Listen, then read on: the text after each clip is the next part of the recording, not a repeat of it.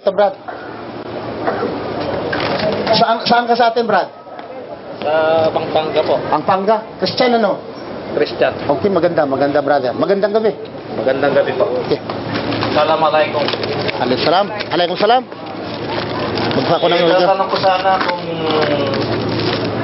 mula nung creation pa lang ng mundo, kung ano yung pinakaunang reliyon ng tao. Mula sa angkan ni Abraham.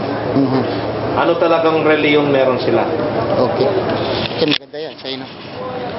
Thank you po. Kung Quran po ang pasagutin, brother. Quran, sabi po ng Allah, Quran chapter 3 verse 19, sabi ng Allah, Inna dina indalahil Islam. Nang ibig sabihin, ang relihiyon sa harapan ng Allah, Islam. Sabi naman ng Allah, si Allah mismo, wa ma yabtagi ghairil Islam madinan, Quran chapter 3 verse 85. Sabi ng Allah, sa English, ano yung sa Arabic? Ano yung sa umpisa yun? Wa ma yabtagi ghairil Islam madinan, fala yuqbala minhu wa huwa fil akhirah min al-khasirin. Quran chapter 3 verse 85. Sino mang magnanais na relihiyon na hindi Islam, sa kabilang buhay, isa sila sa mga talunan. Ang ibig sabihin, kasama sila sa mga taong itatapon sa eternong apoy kung kanilang relihiyon ay hindi po Islam. Ang tanong, ano po ang Islam?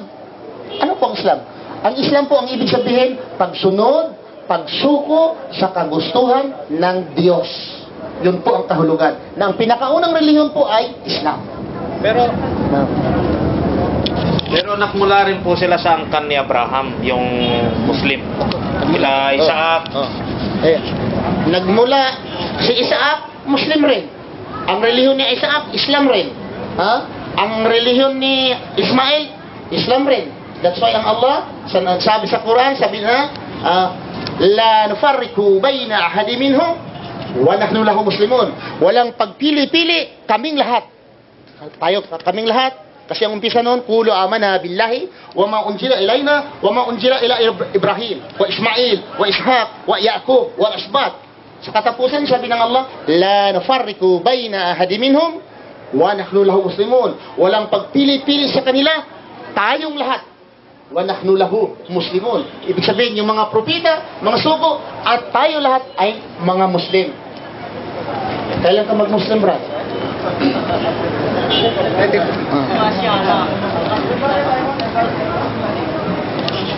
Bale, yung ako po, pinanganak akong Kristiyano. Both of my parents, yung nanay ko at tatay ko, ang kanila puro Kristiyano. So, hindi ko rin lubos na naintindihan hanggang ngayon sa edad ko yung Kristiyano. Yung pagiging mga ginagawa ng mga Kristiyano. So, yung mga ganyang bagay, gusto ko munang bigyan ng panahon. Sapat na panahon. Okay. Para pag-aralan at pag-isipan. Okay. Maganda, brother. Brother, nakita mo yung building yun, yung panar, itong building na ito, itong naganong spiral ang dulo. Yan po, tuwing Friday, or any day, pupunta ka po diyan, magtanong ng Islam, mag-aral. Tagalog rin po. Kasi mga Pilipino ang nagtuturo dyan. Harap mo nga yung isa. Dyan, nagtuturo. Araw-araw, dyan kami nagtatrabaho kasi. Kung ano po ang Islam, dyan po kami nagtuturo. Dahil po, ang lahat ng mga sugo at propita, sila po ay mga Muslim. Brother, maniwala ka, wala pong isang sugo na Kristiyano. Pati si Kristo, hindi siya Kristiyano. Si Maria, hindi siya Kristiyana. Si Maria. Maniwala ka kaya, brother, halika nga. Maniwala ka nga, Christian si Maria? Halika. Sagot.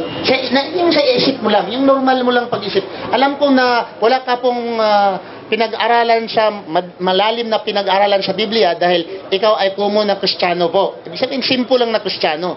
Pero bilang simple na Kristiyano, sa isip mo kaya, si Maria po, brother. Ang pangalan mo, brother?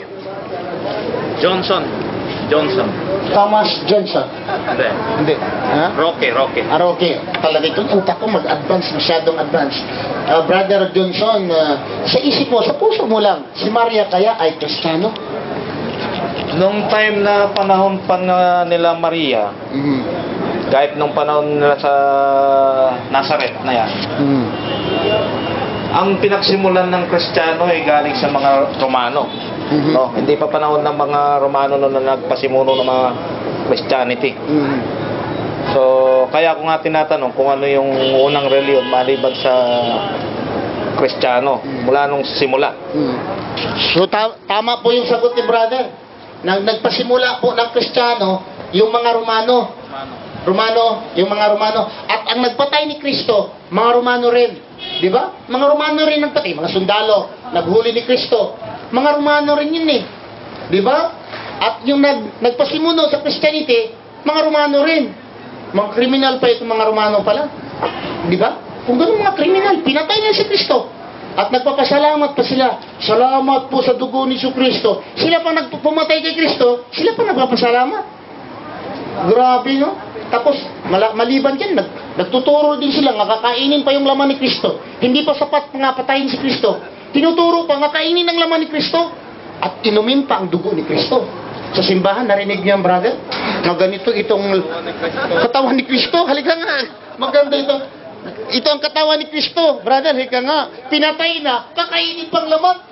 Grabe. Ay, hindi ba tinataas ng pare yung hostya? Sabi, bago itaas. Tsaka yung pare parang sinungaling eh. Tsaka yung latinom nito siya lang naman ang umiinom eh. Oh. Yung ano di ba? Oh. Katawan ni Kristo, sa aming ganon, tapos Oh. kakainin. Kakainin, di aswang. Dugo ni Kristo raw yung ano. Oh, bino. Sinungaling, di ba? Brother, kung totoo yun, aswang sila. Buti lang, hindi yung totoo. Kasi kung totoo yun na dugo, ininom, aswang ka. Kaya hindi naman totoo, sinungaling. Di ba? Nagsisinungaling, hindi totoo. Ito ang katawan ni Kristo. Sikurating sikurorom. Usapon din dong, ninunguya. Katawan daw ni Kristo. Ha? Kung totoo yun na katawan talaga, aswang sila. Hindi naman totoo, sinungaling. Yung grabe talagang Romano Katoliko. Ano? Hoy, Wendell, mag-isip ka na nga. Alis ka na dyan. Kung hindi na pero ka talaga pag mamatay ka, hindi ka mag-Muslim. O kung mamatay, hindi mag-Muslim. Dahil si Kristo naman talaga ay Muslim eh. Si Maria, Muslim. Tama si brother. Ang nagpasimuno sa sa Christianity, Romano Katoliko. At ang pumatay din ni Kristo, mga Romano Katoliko. Ha? Mga kriminal itong mga tao na ito eh. Tapos pinipili pa yung relihiyon, mga kriminal. Di ba? Ang pumatay sa ating mga ninuno natin sa Pilipinas, sino? Mga Espanyol. Ano yung mga Espanyol? Mga sabadista to sila? Sila ang nagdala ng Christianity. Halika nga. Halika. Sino yung pumatay na mga dumating sa atin ng mga Espanyol? Ano sila? Mga sabadista o Romano Katoliko? Romano Katoliko noong 1521, Oh. dumating sila Magellan doon sa isang isla. Oh. Hindi ko na sasabihin, sa Limasawa. Lima asawa. Oh. Romano Katoliko sila. Sila ang nagpasimuno ng Kristyanismo sa Pilipinas. Kaguluhan. Kaya nagkagulo-gulo. Ang Pilipinas doon puro Muslim, puro Islam. Alhamdulillah, Allahu Akbar. Noong panahon na yon. Sandali lang, brother. Mga sultan, yung mga raha, lahat mga Islam yan. Sandali lang sa YouTube at Facebook. Hindi ito Muslim ha. Kristiyano yan. Nagpapapatunay. Nagsabi, tuloy-tuloy yung mga brother, tabor namin yan eh. Sige ka. Halika dito. Halika, maingat ka lang. Okay, walang bayad naman lahat ng utang, di ba? Hindi, totoo naman yung sa kwento sa history Oo. di ba? Dumating sila noong 1521 doon sa Limasawa. Nakipagkaibigan pa nga yan kay Lapu-Lapu Oo. Dala nung pagkikipagkaibigan niya, may kapalit pala na hinihinging pabor. Kasama na yung simula ng pananakop at gawing mga Kristiyano yung ibang komunidad sa Pilipinas, sa Cebu, sa Mactan. Sundalo ka noon, brother?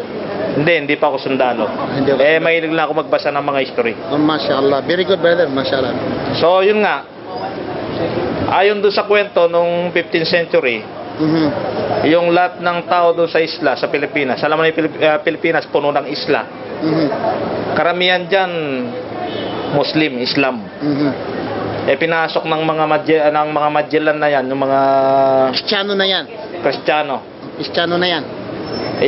Binaling yung ibang paniniwala doon sa ibang tao. Pinatay pa. Kahit nung sila nga nagtayo ng mga old cathedral na sinasabi ngayon ng mga old cathedral sa iba-ibang lugar. Na noong nagmimisa yung mga tinatawag nila mga praile na yun eh. Praile, oh. Oo. Kasama nila na yung Indio. Pero hindi. Mga Indio, mga alipin yun. Yung mga Indio. Tinawag tayo ng mga Indio. Mga Indio, ibig sabihin ng Indio, mangmang, walang nalalaman. Grabe, sakit naman nun. Ibig sabihin, ordinaryong tao ka, wala kang alam. Mangmang ka, Indio. Yun ang tawag nila sa mga taong walang alam. Sandali lang, brother. Ikaw, brother. Anong pangalan mo? Johnson? Johnson, payag ka ba nga tawagin kang Indio? Ikaw, sa sarili mo ngayon, tawagin kang Indio, payag ikaw? Ngayon hindi ho. Halika nga. Kaya na atras bago. Alam mo ang Indio, ibig pala mangmang, Mangmang, tanga. Parang ganon. kasama sa muklo yun. Alam mong muklo? Tinatawag mo muklo? Mababa pagkatao. Sa overall, mababa pagkatao mo pagka Indio ka. Pag tinawag kang Indio ng isang Kastila, alipin. Ibig pala, brother, yung mga Kristiyano sila. Mga Kristiyano yun, ha? Kristiyano, Romano, Katoliko. Bakit hanggang ngayon, yung mga taong ibig sabihin, yung nagmaltrato sa atin, nagsasalita ng masama sa atin, pumapatay sa atin, pinalitan pa yung relihiyon at pangalan natin, brother, bakit niyakap mo yung relihiyon nila? Ikaw ngayon ay Kristiyano, dala-dala ng mga Espanyol, kasapi ka nila. Tulad nung nasabi ko kanina, pinanganak akong isang Kristiyano dahil yung magulang ko, both of my parents, yung father ko at mother ko, parehong Kristiyano. So, hanggang ngayon sa panahon na to, sa edad ko, hindi pa ako nakakasumpong ng tamang reliyon na papasukan ko. Papasukan mo. So, ito mga kabrother namin, yung responsibilidad ninyo ito, ha? So, Brad, okay. Say, brother, wala ka ng tanong.